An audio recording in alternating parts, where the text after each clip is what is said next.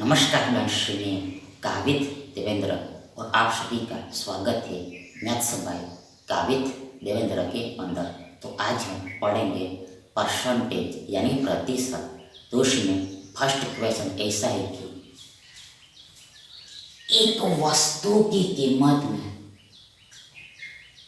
In price of one item 36% की वृद्धि हुई, 36% इंक्रीज हुआ और खरीदी गई मात्रा यानी परचेस की गई क्वांटिटी में 30% की कमी, 30% लेस हुआ है।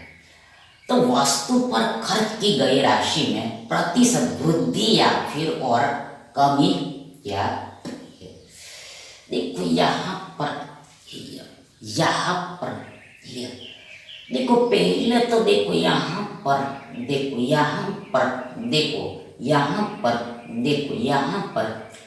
देखो ये खर्च के बारे में पूछा गया, यानी कि कॉस्ट के बारे में पूछा गया, खर्चे के बारे में पूछा, मतलब कॉस्ट के बारे में पूछा गया। तो पहले कॉस्ट बराबर क्या होता है, खर्चा बराबर क्या, देखो खर्चा बराबर कॉस्ट बराबर होता है वैल्यू इनटू क्या होगा, वैल्यू इनटू देखो क्वांटिटी होता है, मात्रा होता है। ये फॉर्मूला कॉस्ट बराबर वैल्यू गुणा क्वांटिटी होता है, मतलब खर्चा बराबर कीमत गुणा मात्रा होता है, बस यही इसका यूज करना है। मतलब यहाँ पर देखो, यहाँ पर हमें पहले वैल्यू का रेशियो निकालना पड़ेगा, बाद में क्वांटिटी का रेशियो निकालना पड़ेगा और लास्ट में हमें ये कॉस्ट का रेशियो मिलेगा, खर्चे का रेशियो मिलेगा।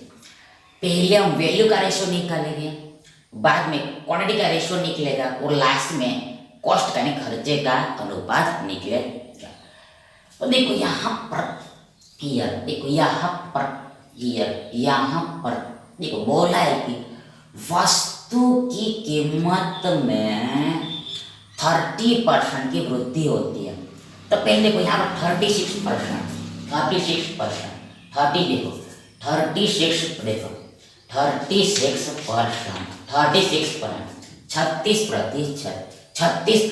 इसका विनिमय वैल्यू क्या है। देखो 36% मतलब 36/100 होता है, 36/100 होता है।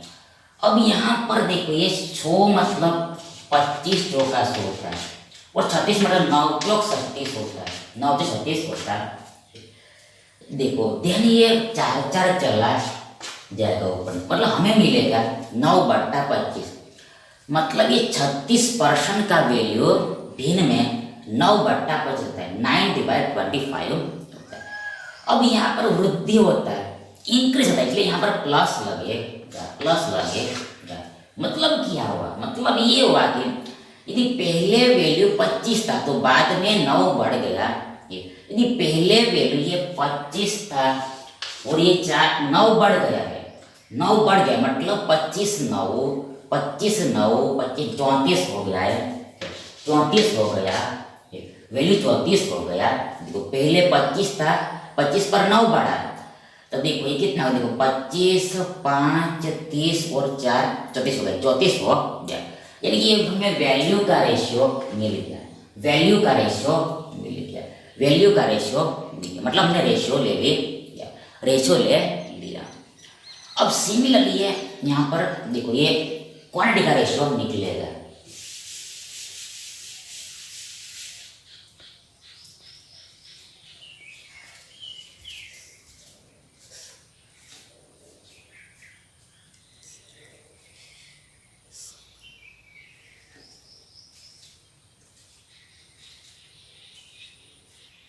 तो देखो अब आगे देखो, इसके लिए देखो दिया है खरीदी गई मात्रा में कमी, मतलब इसको हल करना पड़ेगा।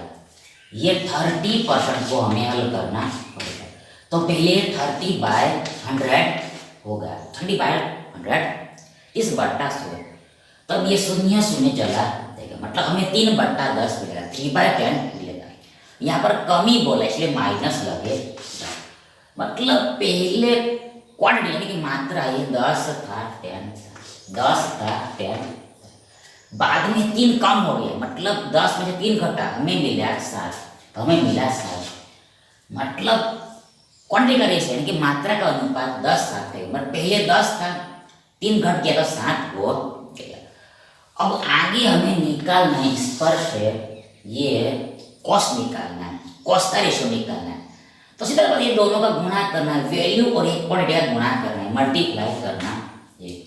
ये मात्रा और देखो ये कीमत और मात्रा का गुणा करना है, मल्टीप्लाई करना है। देन देखो ये कॉस्ट का रेशियो निकलेगा, यानी कि खर्चे का रेशियो निकले, खर्चे का अनुपात निकलेगा। तो पहले देखो यहाँ पर 25 गुणा 10, देखो 25 गुणा 10, देखो 25 गुणा 10, देखो 25 गुणा 10, देखो देखो देखो देखो देखो देखो 25 गुणा 10 ये 250 होता है, 250 होता है। रेशियो रेशियो 34 गुणा 7, 34 गुणा 7, 34 गुणा 7 कितना मिलेगा? 34 गुणा 7। देखो ये पहले 25 गुणा 10 250 हो गया, 250 हो गया। इधर क्या होगा? 34 गुणा 7, देखो देखो 34 गुणा 7, 34 गुणा 7, देखो देखो 34 गुणा 7 मतलब देखो 34 को हमने लिखा 30 प्लस 4 और ये गुणा 7। देखो इसका कोई शॉर्टकट है? इसका कोई शॉर्टकट गुणा करने का है? शॉर्टकट देखो, शॉर्टकट देखो, शॉर्टकट देखो, शॉर्टकट देखो 16 दूनी देखो 17 दूनी 34, देखो देखो देखो देखो देखो ऐसे ही करते हैं, ऐसे देखो देखो देखो देखो देखो देखो देखो देखो ऐसा ही देखो देखो इसको हम देखो काट भी सकते थे, देखो इसको हम यहाँ से भी डायरेक्ट काट सकते थे, देखो इसको हम यहाँ से भी डायरेक्ट काट सकते, देखो इस देखो देखो यहाँ पर ये हमें गुणा करना है, इसका भी यहाँ पर गुणा करना है, देखो इसका भी यहाँ पर हमें गुणा करके लिखना है और इसका भी यहाँ पर गुणा करके लिखना है। मतलब गुणा करके हमें क्या करना है? वापस इस ये दोनों में से हम काट सकते हैं, इधर वाले में से और इधर वाले से हम वापस काट सकते, काटना ही है तो यहाँ पर भी हम डायरेक्ट पहले से ही काट सकते हैं, इसमें से हम डायरेक्ट पहले से काट सकते हैं। कैसे? देखो तो ये देखो यहाँ पर ये जो 10 है तो इसको हम लिख सकते हैं 5 दूनी 10 और 34 मतलब 17 दूनी 34 होता है, 17 दूनी 34 होता है, 17 दूनी 34 होता है। तो ये दोनों तरफ चला जाएगा।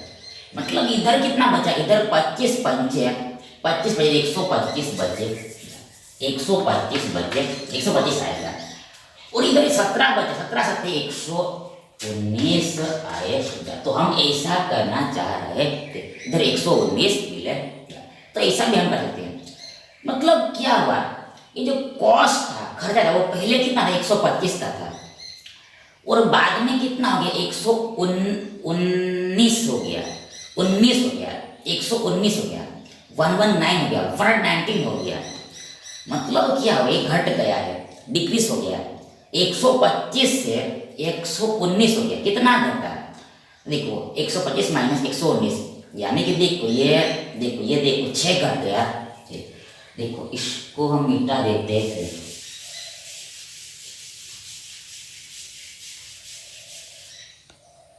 देखो 6 घट गया है, 6 डिक्रीज हो गया। लेकिन ये सेका देखो देखो देखो देखो देखो देखो 6 घट गया है, डिक्रीज हो गया, डिक्रीज हो गया, डिक्रीज हो गया, डिक्रीज हो गया, डिक्रीज हो गया। मतलब ये वृद्धि वाला आंसर तो होगा ही नहीं, ये वृद्धि वाला इंक्रीज वाला आंसर तो होगा ही नहीं। मतलब ये ए भी नहीं होगा, ये बी भी नहीं होगा, सी या फिर डी ही होगा, सी या फिर डी ही हो गया। अब ये सेका हमें पर्सन निकालना है, इसको सेको पर्सन में कन्वर्ट करना है, प्रतिशत में बदलना है। तो बट्टा में कुछ लिखना होता है, क्या लिखना है? देखो ये 6 से कम ही हुआ है, से लेस हुआ है, पर किस पर हुआ है? तो ये 125 पर, 125 मतलब 125 पर 6 कम है तभी तो हमें 119 मिलेगा, 125 पर 6 कम है तभी तो हमें 119 मिलेगा। मतलब बट्टे में 125 लिखना पड़ेगा और ऑल्सो 100% से मल्टीप्लाई भी करना, फिर हमारा आंसर निकल जाएगा। तो देखो पहले तो देखो यहाँ पर 125 मतलब 25 पंचे 125 होता है, 100 मतलब 25 चौका 100 होता है, तो 25 25 गया।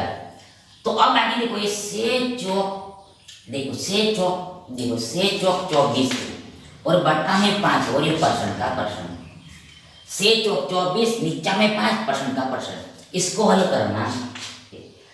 तो यहाँ पर देखो 4 बार में भागे, 5 चौका 20 होगा, आगे पॉइंट लगे, पॉइंट लगे, पॉइंट लगे, पॉइंट लगेगा, मतलब क्या 4 पॉइंट समथिंग आंसर, ये से तो आएगा ही नहीं, 4 पॉइंट समथिंग आएगा, मतलब यही हमारा आंसर, आगे कैलकुलेट करने की जरूरत नहीं, ये हमारा आंसर, डी विकल्प सही।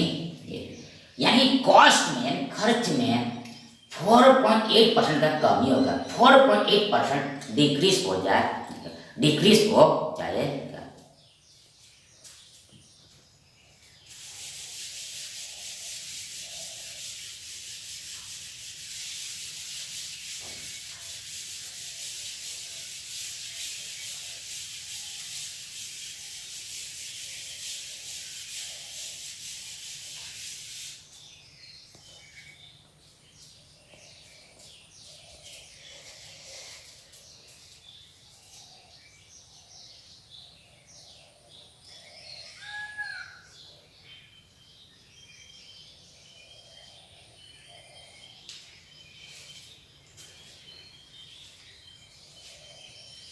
नेक्स्ट देखिए सेम टू सेम सवाल, तेल का मूल्य यानी प्राइस ऑफ ऑयल 20% तक बढ़ेगा, इंक्रीज होता है, किंतु बट इसकी खपत मतलब कंजप्शन 18 से 1/3% कम हो जाता है, डिक्रीज हो जाता है। और इस पर व्यय में मतलब ऐसा होने पर व्यय यानी कॉस्ट में, खर्चे में कितने प्रतिशत वृद्धि अथवा कमी हुई, हाउ मेनी परसेंट इंक्रीज होगा या फिर डिक्रीज होगा। सेम केस में यही लगे, मतलब देखो यहाँ पर पूछा है व्यय के बारे में, कॉस्ट के बारे में। तो कॉस्ट क्या होता है, वैल्यू गुणा क्वांटिटी, मतलब देखो यहाँ पर कीमत बोला है, देखो मूल्य यानी कीमत, ये वैल्यू कीमत मूल्य। दूसरा क्या देखो यहाँ पर खपत बोला है, कंजप्शन बोला है, मतलब यहाँ पर ये यहाँ पे चेंज कर दो, आप क्वांटिटी को चेंज कर दो, यहाँ पर आएगा कंजप्शन लिख दो, यहाँ पर आप कर दो कंजप्शन, बस इतना सही चेंज करना है। ये कॉस्ट हो गया, ये कॉस्ट हो गया, ये कंजप्शन है, ये कंजप्शन है और ये कॉस्ट है। मतलब कॉस्ट बराबर वैल्यू इनटू कंजप्शन होगा, मतलब खर्चा बराबर कीमत गुणा खपत है, कीमत गुणा खपत, बस यही काम करना है। मतलब यहाँ पर सेम ये दोनों का रेशो निकाले, तीनों का रेशो निकालना पड़ेगा, तीनों का रेशो निकालना, हमारा आंसर सोल्व है। तो पहले हम वैल्यू का रेशो निकालेंगे, कीमत का अनुपात निकालेंगे। कैसे देखो यहाँ पर दिया है मूल्य 20% बढ़ेगा, इंक्रीज होता है, तो 20% मतलब 20% मतलब 20/100, यानी कि 20 से 50 यानी कि 1/5 होता है। और बढ़ेगा मतलब प्लस करना है, इंक्रीज होता है मतलब प्लस करना है, मतलब पहले 5 था, एक बड़ा से हो गया। देखो ये वैल्यू पहले तेल का 5 था, ऑयल का वैल्यू पहले 5 था, एक बढ़ गया तो 5 और 1 6 हो गया, 6 हो गया, ये वैल्यू का रेशियो मिल गया। अब हमें निकालना है कंजम्पशन का रेशियो यानी खपत का अनुपात। तो खपत के बारे में बोला है कि खपत कम रहती है, लेस रहती है, डिक्रीज रहती है, कितना, इतना। ये होता है 18 या 54 और ये 55/3 गुणा 100 ऐसा आएगा। देखो ये 18 1 से 3 बराबर होगा 55/3 गुणा 100। किसे फिर से एक बार 18 के कितना 54 होता है, 54 और 1 55 और बट्टे में 3 और परसेंट वाला बट्टा में 100 आएगा। अब ये 55 मतलब 11 पंचे 55 होता है और ये 100 मतलब 20 से 50 होता है, तो 5 चला जाएगा, मतलब हमें मिलेगा 11 देखो ये 11/60 मिले, ऊपर में 11 बचा है और नीचे में 20 या 60 बचेगा, 20 या 60। मतलब ये जो है क्या है, ये जो 1801/3% है, इसका वैल्यू भिन्न में 11/7 है, 11/60 होता है। अब यहाँ पर कम होता है, मतलब यहाँ पर माइनस लगेगा, माइनस लगेगा। मतलब क्या, तो पहले कंजप्शन, मतलब जो बट्टे वाला ओरिजिनल होता है पहले का होता है, मतलब पहले कंजप्शन है, खपत कितना था, ये 60 था, 60 था। बाद में कितना होगा, बाद में 11 कम हो जाएगा, तो 60 में से 11 गया, 60 में से 11 गया, 60 में से 11 गया, तो हमें मिलेगा वी गेट 49। पहले कंजप्शन 60 था, अब घट के 49 हो गया। तो यहाँ पर हमें कॉस्ट का भी रेशो मिल जाएगा, ये खर्चे का भी अनुपात मिल जाएगा, मतलब गुणा ही तो करना है, हमें और भी बता दिया गुणा ही करना, मल्टीप्लाई ही करना। तो यहाँ पर 5 6 60 है, 6 है 49, 7 7 2 3 इसमें भी देखो, इसमें भी हम काटकुट यहाँ पर ही कर सकते हैं, इसमें भी हम काटकुट यहाँ पर ही कर सकते हैं। देखो 6 मतलब 3 दूनी 60, मतलब देखो देखो देखो देखो देखो देखो देखो देखो देखो देखो 2 से जाएगा, देखो 2 देखो 30 दूनी 60, 30 दूनी 60, इसलिए लिखते हैं 30 दूनी 60। तो ये 2 तो चला जाएगा, 2 तो चला जाएगा, 2 तो चला जाएगा। तो इधर 30 बच्चा है और इधर 5 है, मतलब 5 दिया पर 150 मिलेगा, इधर 150 मिलेगा रेशियो। इधर क्या मिलेगा, देखो इधर मिलेगा ये 3 है 49 दिया, 49 दिया होता है, 49 दिया होता है 146, 147। कैसे किया, देखो सोचो, यदि यहाँ पर 50 होता तो 50 दिया हमें पता है 150 होता है, लेकिन यहाँ पर एक कम है, कितनी बार, 3 बार, यानी 150 में 3 घटाना है तो हमें मिलेगा 145, 147। मतलब क्या हुआ, तो पहले कॉस्ट खर्चा 150 का था, अब ये 147 हो गया, मतलब 3 कम हो गया। 3 देखो, इसको हम हटा देते हैं, इसको हम हटा देते हैं, 3 कम हो गया, खर्चा 3 कम हो गया, 3 डिक्रीज हो गया। देखो देखो देखो देखो देखो, इसका हमें परसेंट निकालना है, 3 को परसेंट में बदलना, चेंज करना है, तो बट्टे में उसके लिए कुछ लगता है, मतलब ये 3 कम हुआ है, पर किस पर कम हुआ है, ये 150 पर कम हुआ है, 150 पर कम, 150 पर 3 कम है, तो बट्टे में 100 आएगा, डिवाइड में 150 आएगा, और इनटू 100% तो करना ही है, क्योंकि हमें परसेंट निकालना इसलिए। तो अब यहाँ पर देखो, ये 0 0 चला जाएगा, आगे 15 मतलब 5 दिए 15 होता है, 10 मतलब 5 दूनी 10 होता है, ये 5 पर भी चला जाएगा, तो ऊपर में मिलेगा, देखो ये 3 दूनी 6, 3 दूनी 6, और नीचे में ये क्या है, ये 3 है, ऊपर में 3 दूनी 6, नीचे में है 3 का 3, परसेंट का परसेंट, 3 दूनी 6, हमें मिला 2%, 2%, मतलब क्या, ये कमी हुआ है, मीट ये खर्चे में, यानी कॉस्ट में 2% का कमी हुआ है, 2% का कमी हुआ है, 2% डिक्रीज हुआ है, यानी विकल्प डी हमारा सही विकल्प है।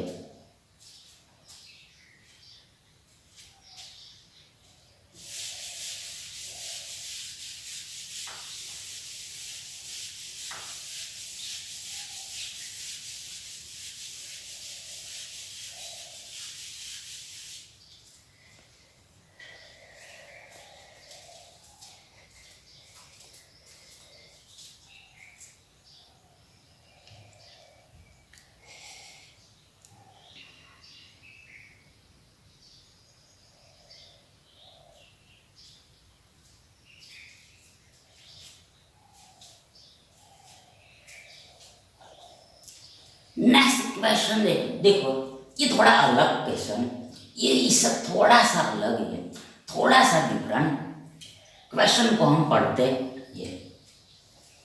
यदि पेट्रोल की कीमत यानी वैल्यू ऑफ पेट्रोल 19% बढ़ जाती है, 19% इंक्रीज होती है, और अन्यथा पेट्रोल पर केवल ओनली 12% ही अतिरिक्त खर्च करने का इरादा रखती है, तो उसे कितने प्रतिशत पेट्रोल की खरीद को कम करना पड़ेगा? पेट्रोल की कितनी खरीद, मतलब पेट्रोल की खरीद को कितना कम, वापस पेट्रोल की खरीद को कम करना पड़ेगा, उसे कितने कितने पड़ेगा, मतलब कितने प्रतिशत पेट्रोल की खरीद को कम करना पड़ेगा? खरीद मतलब कंजप्शन, खरीद मतलब कंजप्शन, कितना कंजप्शन कम करना पड़ेगा, कितना कंजप्शन डिक्रीज करना पड़ेगा, वो पूछा है, बोला है, वो फाइंड करने को बोला है, किसमें? परसेंटेज, प्रतिशत। तो देखो फॉर्मूला यही लगता है, फॉर्मूला यही लगेगा, हमें मालूम है कि वी नॉट है cost equal to value into consumption होता है, लेकिन यहाँ पर पूछा किसके बारे में? यहाँ पर पूछा है खरीद के बारे में। देखो ये कंजप्शन के बारे में, खरीद के बारे में, कंजप्शन के बारे में, मतलब यहाँ पर हमें C बराबर क्या होगा लिखना पड़ेगा। तो C बराबर होगा ये कॉस्ट बट्टा वैल्यू, ऐसा मिलेगा हमारे पास। ये है तो ये C बराबर यानी कि कंजप्शन बराबर होगा ये कॉस्ट बट्टा वैल्यू, कॉस्ट बट्टा वैल्यू। बस अब क्या करना है, ये तीनों चीजें निकालना है रेशो में, अनुपात में, तो हमारा काम बन गया। तो यही अब हम निकालते हैं। देखो पहले यहाँ पर ये देखो ये कॉस्ट, तो कॉस्ट का रेशो निकालना पड़ेगा, लिखना पड़ेगा। तो कॉस्ट के बारे में देखो, कॉस्ट के बारे में देखो, कॉस्ट के बारे में देखो, कॉस्ट के बारे में देखो। देखो ये जो अनीता है ये पेट्रोल पर केवल 12% अतिरिक्त खर्च करने का इरादा रखती है। मतलब मान लो सपोज ये जो अनीता है, मतलब लड़की है, तो ये कॉस्ट पर पहले 100 खर्च करती थी, 100 रुपया खर्च करती थी, 100 रुपया खर्च कर। देखो फिर से एक बार समझते हैं, ये जो लड़की है यानी अनीता, ये कॉस्ट पर यानी कि मतलब देखो ये जो अनीता है ये पेट्रोल पर कितना खर्च, देखो पहले शुरुआत में मान लिया हमने, सपोज किया कि 100 रुपया खर्च करती, 100 रुपया खर्च करती, 100 रुपया खर्च करती, 100 रुपया खर्च करती थी, 100 कॉस्ट करती थी।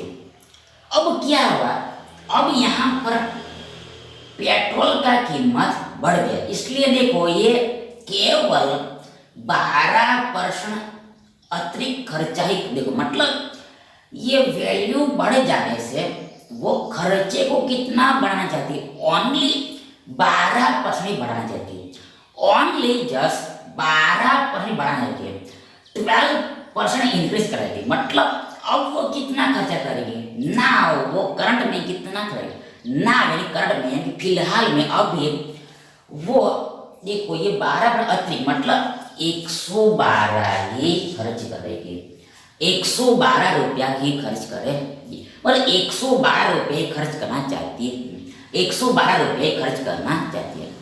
मतलब ये 112 आया कैसे, तो देखो यहाँ पर ये जो इनिशियल कॉस्ट है ये अपने आप में देखो 100% होता है, 100%। अब इस पर 12% अतिरिक्त है, मतलब ये 100% प्लस 12% कितना मिलेगा हमें, 112%, 112%। लेकिन किसका, ये 100 का, ये 100 का 112%, मतलब ये देखो, मतलब देखो बट्टा में 100, देखो 112%, 100 का 112%। अब परसेंट मतलब बट्टा में 100 होता है, भाग में 100 होता है, 100 चला जाएगा, मतलब हमें 112 ही मिलेगा, 112 ही मिलेगा।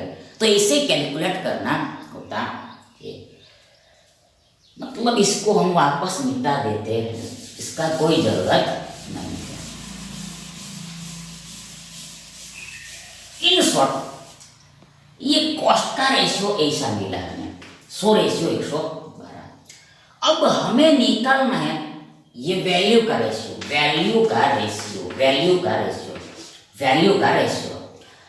तो यहाँ पर हियर सेम कहानी, हम क्या करते हैं वैल्यू को भी मान लेते हैं कि पहले ये वैल्यू पेट्रोल का शुरुआत में स्टार्टिंग में 100 था 100। फिर से हमने अगेन मान लिया, देखो हमने 100 क्यों माना 100 क्यों माना, देखो यहाँ पे जो परसेंट है वो सरल है, ये परसेंट देखो सरल है, इजी है, टफ नहीं, इसलिए देखो हमने टिपिकल नहीं, इसलिए हमें जानबूझ के 100 माना है। मतलब जब परसेंट हार्ड हो तब हमें भिन्न में कन्वर्ट करना आता है, लेकिन सीधा सा सिंपल हो परसेंट तब डायरेक्ट हम 100 मान के भी कैलकुलेट कर लेते हैं। तो ऐसा समझना, तो यहाँ पर हमने 100 मान लिया, मतलब पहले पेट्रोल का दाम यानी कॉस्ट 100 था। अब क्या हुआ, अब यहाँ पर 19% बढ़ता है, 19% बढ़ता है, 90% इंक्रीज होता है। तो अब बढ़ के कितना होगा, बढ़ के 119 हो जाए। इट विल बी कॉस्ट 119 कैसे वो 119 आया वो हमने ऑलरेडी बता दिया है। इसमें जो क्या वो सेम करे इसमें भी, इसलिए बताने की जरूरत नहीं। अब हमें क्या निकला, अब हमें आउट ये रेशियो मिल गया 100:119। अब हमें निकालना है, देखो ये यहाँ सी निकलेगा मतलब कंजप्शन निकलेगा, यानी कि कंजप्शन निकलेगा मतलब देखो ये खरीद निकलेगा, कंजप्शन निकलेगा मतलब खरीद निकलेगा, कंजप्शन निकलेगा खरीद निकलेगा, मतलब उपभोग निकलेगा। पर निकलेगा ऐसे, देखो यहाँ पर डिवाइड करना है तो इस बार गुणा नहीं करना है, इस बार इस टाइम इस समय गुणा नहीं करना है। यहाँ पर देखो भाग देना डिवाइड करना, भाग देना है डिवाइड, तब हमें कंजप्शन का रेशियो मिलता है। ये खरीद यानी खपत का रेशियो मिलेगा।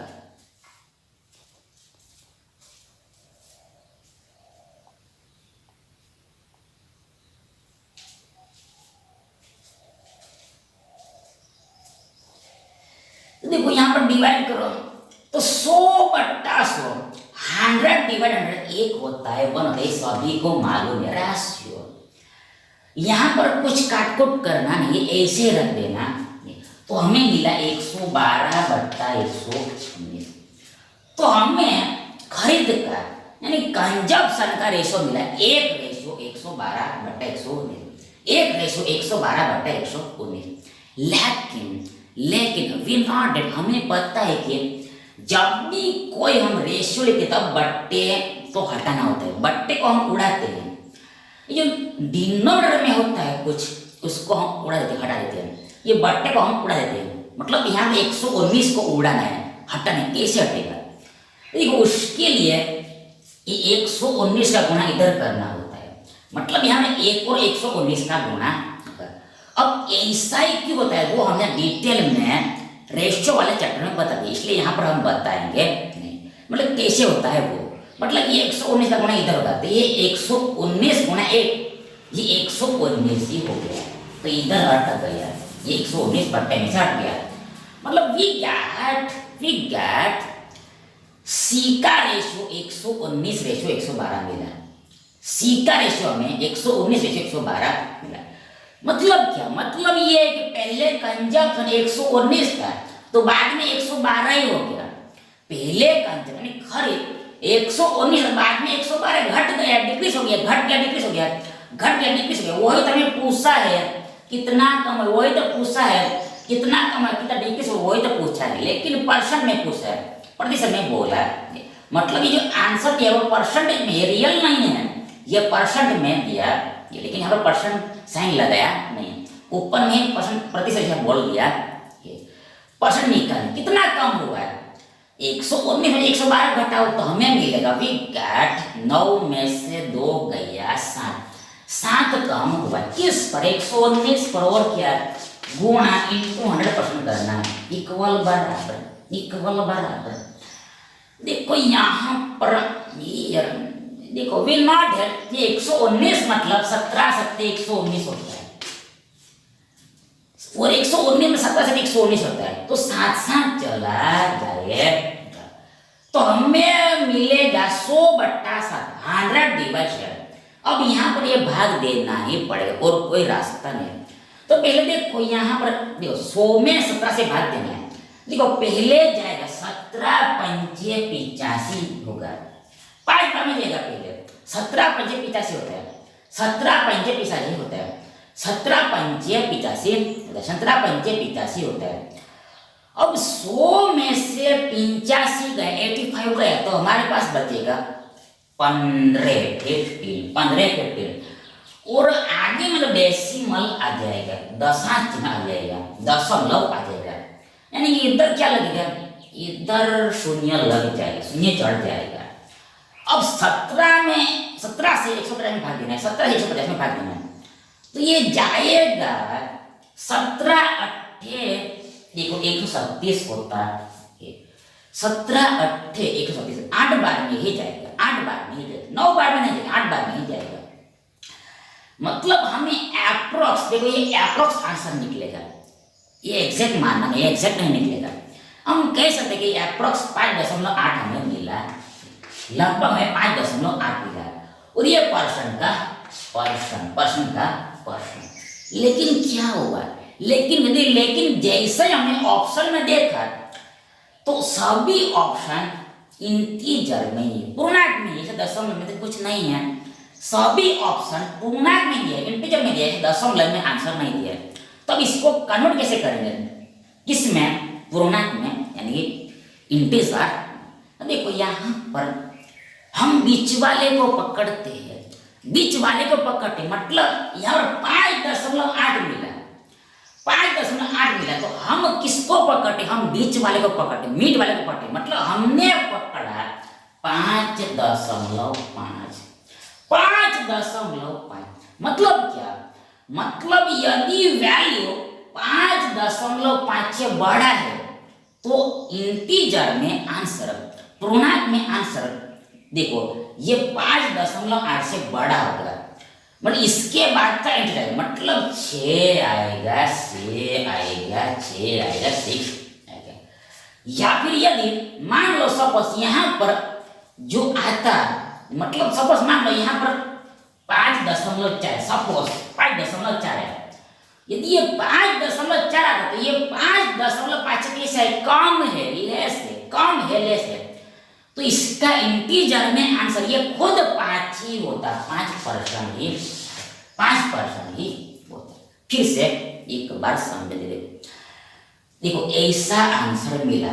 अब इसको हमें इंटीजर में बताना है, तो क्या करें, उसके लिए मिड वाले को पकड़ना है, मतलब हमने पकड़ा बीच में, मतलब 5.5 को हमने पकड़ा। अब यदि यहाँ पर 5.5 से बड़ा है तो आंसर इसके बाद क्या है, मतलब 5 के बाद देखो 6 आएगा, 6 आंसर होगा। या फिर मान लो सपोज यहाँ पर 5.4 ही आता है, अब ये 5.4 जो ये 5.5 से छोटा है, तो ऐसे केस में इंटीजर में आंसर ये खुद 5 ही होता है, तो ऐसा समझना होता है, बीच वाले को पकड़ना। यहाँ पर बड़ा है तो 5.8 से बड़ा इंटीजर 6 आएगा, 6 आएगा, मतलब 6% हमारा आंसर ये।